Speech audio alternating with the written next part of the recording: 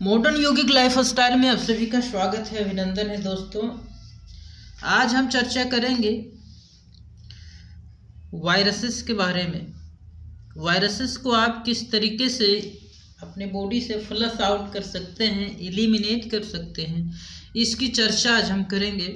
तो तरीका क्या है, टेक्निक का है। इसके लिए टेक्निक कौन सी अपनानी चाहिए और वायरस को हटाने का तरीका जो रिसर्च में पाया गया है, बहुत दिनों से रिसर्च के बाद जो पता चल पाया है, और जो वैक्सीन बनाने का तरीका है वही तरीका यदि आप अपना लें पहले, तो आप वायरसेस को फ्लश आउट कर सकते हैं। किसी भी तरह का वायरस हो, फ्लू हो, जो आमतौर पर लोग जिससे परेशान रहते हैं, जैसे कि बुखार आना, सर्दी जुकाम आना, ये सारे जो दिक्कतें हैं उससे आप किस तरीके से निजात पा सकते हैं। तो चलिए आज देखते हैं। तो उसके लिए आपको स्टेप बाय स्टेप, जो कि 4 स्टेप में इसमें आपको बताने जा रहे हैं। अब इसमें यूज करेंगे हीट एज अ मेडिसिन। जो रिसर्च के बाद पाया गया है, जो कोविड का सर्वाइवल जो है 28 डेज रहेगा, जब 20 डिग्री सेल्सियस आप मेंटेन करके रखेंगे, और यदि आप टेम्परेचर को बढ़ाते हैं 40 डिग्री सेल्सियस पे, तो 24 आवर्स में ही वो समाप्त हो जाता है। नेक्स्ट यदि आप देखें कि जैसे टेम्परेचर आप बढ़ाते हैं, corona virus become inactive. 60 degree Celsius पे 30 मिनट में ही कोरोना वायरस इनएक्टिव हो जाता है। 65 डिग्री सेल्सियस पे 15 मिनट से उसका लाइफ रहता है, और 80 डिग्री सेल्सियस पे अब जाते हैं तो 1 मिनट में ही वो समाप्त हो जाता है। इसका जो मैकेनिज्म है ऑफ हीट का, वो आप यहाँ देख सकते हैं।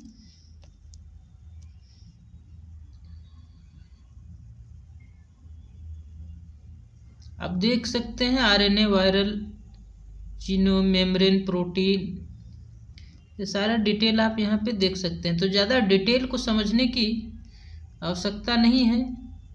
आप यहाँ जाएंगे, उसके बाद टेम्परेचर पे आप ध्यान दें किस तरीके से आप अपने बॉडी के टेम्परेचर को बढ़ा सकते हैं।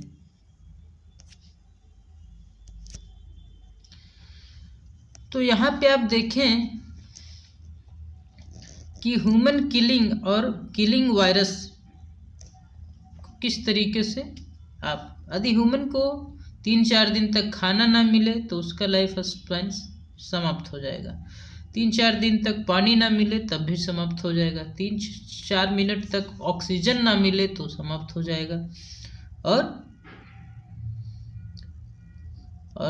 यदि हेड पे वार किया जाए तो 4 से 30 सेकेंड के अंदर ही समाप्त हो सकता है। इसी तरीके से वायरस को समाप्त करने के लिए 60 डिग्री सेल्सियस पे 30 मिनट में वायरस समाप्त हो जाएगा। 65 डिग्री सेल्सियस पे रखेंगे तो 15 मिनट्स में ही समाप्त हो जाएगा। 80 डिग्री सेल्सियस पे रखेंगे तो 1 मिनट में, और 100 पे यदि पहुंचा देंगे फ्यू सेकेंड्स में समाप्त हो जाएगा। तो वैक्सीन का जो प्रोसेस है बनाने का, वो भी लगभग सेम ही रहता है। वैक्सीन मैन्युफैक्चरिंग में virus is deactivated by heating the virus. Virus को हीट करते डीएक्टिवेट किया जाता है। उसके बाद उसमें से वायरस जो डीएक्टिवेटेड प्रोटीन है उसी को उसमें मिला दिया जाता है। कोई भी केमिकल जो न्यूट्रलाइज्ड केमिकल होता है उसमें मिला दिया जाता है, वो वैक्सीन बन जाता है। उस तरीके से बनाया जा रहा है।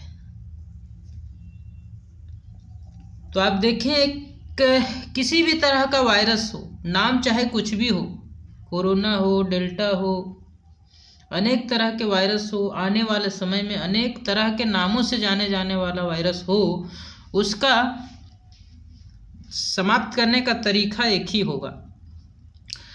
रेस्पिरेटरी वायरसेस के लिए कोल्ड एंड ड्राई कंडीशन में क्या होता है, बढ़ता है, फैलता है। और वही यदि आप हीट एंड ह्यूमिड कंडीशन रखेंगे तो वायरस डीएक्टिवेट होगा, समाप्त होगा। तो आपको ये चीज़ ध्यान रखना है। वायरस देखें अभी क्यों ठंड के मौसम में बहुत ज़्यादा वायरस बढ़ता है, और इसके कारण बहुत ज़्यादा से ज़्यादा लोग देखेंगे कि सर्दी के ही मौसम में सर्दी जुकाम वाली समस्याएं ज़्यादा आती है, क्योंकि उसको एक कंडीशन मिलता है, एक तो ठंडा प्लस में ड्राइनेस। इसके कारण बैरियर फॉर वायरस, वायरस के लिए बैरियर क्या है? नेसल कैविटी में अपना एक डिफेंसिव मैकेनिज्म ऑलरेडी रहता ही है, आप जानते होंगे। तो ये हो गया वायरस के लिए। हेवन क्या है? स्वर्ग क्या है वायरस के लिए, उसके पनपने के लिए? तो विंटर, रेस्ट्रिक्टेड सनलाइट, सनलाइट में यदि आप नहीं जाएंगे, और एयर ड्राई रहेगा। इसके बाद क्या होगा? Nasal cavity becomes coldest part of the body, body का पूरा कोल्डेस्ट पार्ट बन जाएगा। अब जब कोल्डेस्ट पार्ट आपका नेसल कैविटी बन जाएगा तो सबसे ज़्यादा वायरस वहीं पे पनप जाएगा, और वहाँ पनपेगा तब जब छींकेंगे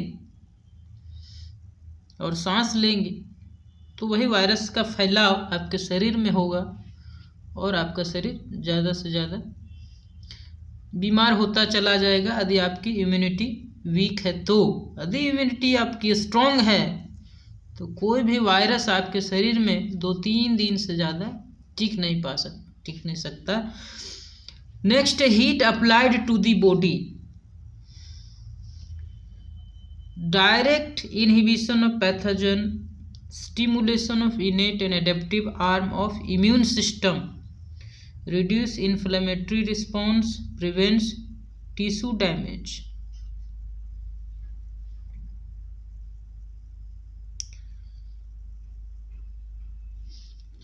तो हीट को यदि आप अप्लाई कर देते हैं बॉडी पे तो क्या होता है? Direct inhibition of pathogen, direct attack हो जाता है इस पे, और आपके इम्यून सिस्टम को स्टिमुलेट करता है, एक्टिवेट करता है। इन्फ्लेमेटरी रिस्पॉन्स जो है उसे भी रिड्यूस करता है हीट के कारण, क्योंकि वायरस जब समाप्त होंगे तो इन्फ्लेमेटरी रिस्पॉन्स क्या होगा?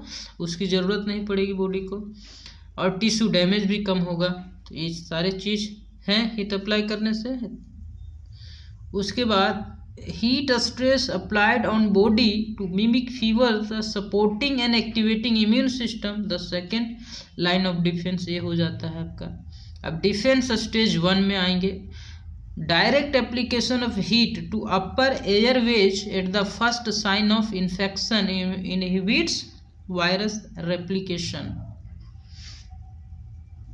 चलिए आगे बढ़ते हैं। डिफेंस स्टेज 2 में heat stress on body alters blood pH को अल्टर करेगा, यानी कि ब्लड पीएच की लेवल को बढ़ा देगा, जिससे कि अल्कलाइन कंडीशन बना देगा, जो कि फेवरेबल होता है किसके लिए? इम्यून सिस्टम को एक्टिवेट करने के लिए, इम्यून सिस्टम को बढ़ाने के लिए। स्किन क्या है? द थर्ड किडनी भी इसे बोला जाता है स्किन को, क्योंकि इससे भी एक्सक्रेटरी वाले काम होते हैं। आप स्किन के स्वीट को यदि आप कोई लैब में ले जाएंगे तो वहाँ भी आपको वही सारे एलिमेंट्स मिल जाएंगे जो यूरिन में पाया जाता है, जैसे sodium, potassium, calcium, phosphorus, glucose, drug substance and heavy metals, ये सारे उसमें भी पाए जाते हैं। तो एक हीट यदि आप देंगे तो बॉडी से क्या होगा? स्वीटिंग ज़्यादा होने लगेगा। नेक्स्ट यदि आप चलते हैं, यहाँ पे आप देखेंगे ability of eliminate 20 litre liquid, blood supply 22% of cardiac output, skin excrete sodium, potassium, urea etcetera, ये आप देख चुके हैं। अब की टू एक्टिवेट स्किन, अब स्किन को कैसे एक्टिवेट किया जाए? तो rise in temperature and rise in sweet, 10 degree Celsius rise in temperature triple से स्वीटिंग। 10 डिग्री सेल्सियस आप किसी तरीके से बढ़ाते हैं और स्किन में आप पहुंचाते हैं तो आपका स्वीटिंग जो है सो 3 गुना बढ़ जाएगा। 3 गुना तेज़ी से आप अनवांटेड मटेरियल को बाहर निकालने लगेंगे। फिर तो उसके लिए क्या मेथड अपनाना है, lower leg hot water immersion, दोनों पैर को एक बाल्टी में पानी ले लें और उसमें हीटर लगा दें जो वाटर प्रूफ हो, उसको लगा लें और उसमें अपना पैर डुबा के रखें और एक थर्मामीटर भी रखें जिससे अपना टेम्परेचर बढ़ा के रखें, क्योंकि 32-33 के अराउंड टेम्परेचर बॉडी का रहता है, तो मतलब 10 डिग्री आपको बढ़ा के रखना है। 40-42 के अराउंड आपको टेम्परेचर उस पानी का हमेशा मेंटेन रखना है। जैसे ज़्यादा बढ़ जाए तो उस हीटर को बंद कर दें, स्विच ऑफ कर दें, फिर जब कम होने लगे तो फिर ऑन कर दें, क्योंकि आपके पास थर्मामीटर रहेगा जो कंटिन्यू मॉनिटरिंग में रहेगा टेम्परेचर। तो उसके बाद क्या होगा, इम्प्रूव इम्यून सिस्टम रिस्पॉन्स बढ़ा देगा, फिर इम्प्रूव ब्लड सर्कुलेशन बढ़ जाएगा, contracting infection, effective in reducing body temperature. और यदि बुखार भी रहेगा तो आपका बॉडी टेम्परेचर फिर बढ़ेगा नहीं, तुरंत बुखार उतर जाएगा। वार्म वाटर वर्सेस पैरासीटामोल जो आप ले लेते हैं बुखार में, उससे क्या नुकसान हो देखें, rate of reduction of body temperature is faster in warm water therapy in first 30 minute. 30 minute में जो रिसर्च किया गया उसमें पाया गया कि जो गर्म पानी है वो 30 मिनट में ही फीवर को समाप्त कर देता है, जबकि पैरासीटामोल इससे ज़्यादा समय लेता है। Nasal hyperthermia can give immediate relief from symptom. Nasal hyperthermia can give immediate relief from symptom. Next यदि आप जाते हैं कि इसको कैसे करना है तो आप देखें पिक्चर के माध्यम से, पानी ले लें बाल्टी में और ये वाटर प्रूफ देखें, यहाँ पे वाटर प्रूफ आपका एक हीटर दिख रहा होगा, तो इस वाटर प्रूफ हीटर में आप 30 मिनट तक डुबा के रखें। टेम्परेचर कितना रखना है, 42 से 43 डिग्री सेल्सियस मेंटेन करके रखें। विद में लेवेंडर ऑयल डालें इफेक्टिवनेस बढ़ाने के लिए, पानी में डाल दें थोड़ा सा। नेक्स्ट यदि आप देखेंगे with first sign of flu first 30 minute तक, साथ में ये डुबा के रखें और साथ में क्या करना है, जो स्किन के टेम्परेचर को बढ़ाने के लिए, इंटरनल बॉडी टेम्परेचर बढ़ाने के लिए आपको क्या करना है, sipping very very hot water जो 80 डिग्री से भी ज़्यादा हो, लेकिन इसको थोड़ा सिप करके थोड़ा थोड़ा पिएं ताकि जीभ आपका ना जले। इस टाइप से आप पिएं, अबाउट 500 ml, आधा लीटर तक पी जाएं। उसमें थोड़ा नींबू भी निचोड़ दें, लेमन ड्रॉप्स भी डाल दें। अब आते हैं स्टेप 3 की ओर।